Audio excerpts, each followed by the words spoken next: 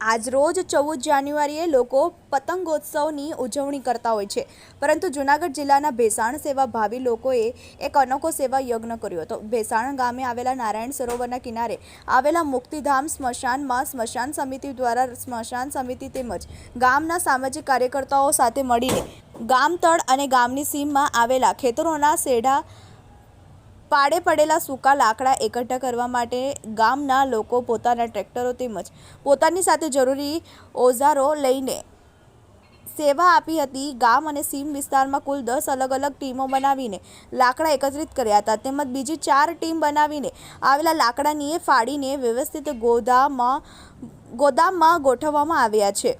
ભેસાણમાં થોડા દિવસ પહેલા સ્મશાનમાં લાકડા સળગાવી દેવાની ઘટના બની હતી, જેમાં મોટાભાગના લાકડા બળીને રાખ થઈ ગયા હતા। ગામના સેવાભાવી યુવાનોએ પોતાના જીવનના જોખમે આગમાંથી થોડા સળગાવ્યા વિના લાકડા બચાવી લીધા હતા, પરંતુ આગળ જતા ગામ લોકોને અગ્નિ સંસ્કાર કરવામાં લાકડા માટે કોઈ સમસ્યા ના ઊભી થાય તે માટે સ્મશાન સમિતિ તેમજ ભેસાણ ગામના સામાજિક કાર્યકર્તાઓ સાથે મળીને મકર સંક્રાંતિના આ મહાન પર્વ નિમિત્તે સેવાનું આયોજન કરવામાં આવ્યું હતું। તેમજ માણસનો છેલ્લો વિસામો એટલે સ્મશાન હોય છે, જ્યાં નાત જાતના ભેદ વગર માણસ જે જગ્યાએથી પંચ મહાભૂતમાં વિલીન થઈને પોતાની અનંતને યાત્રાએ નીકળી જાય છે, આવી પવિત્ર સ્મશાન ભૂમિમાં ત્રીજી વખત સ્મશાનના લાકડાના સળગી જાય તેવી આશા વ્યક્ત કરી હતી।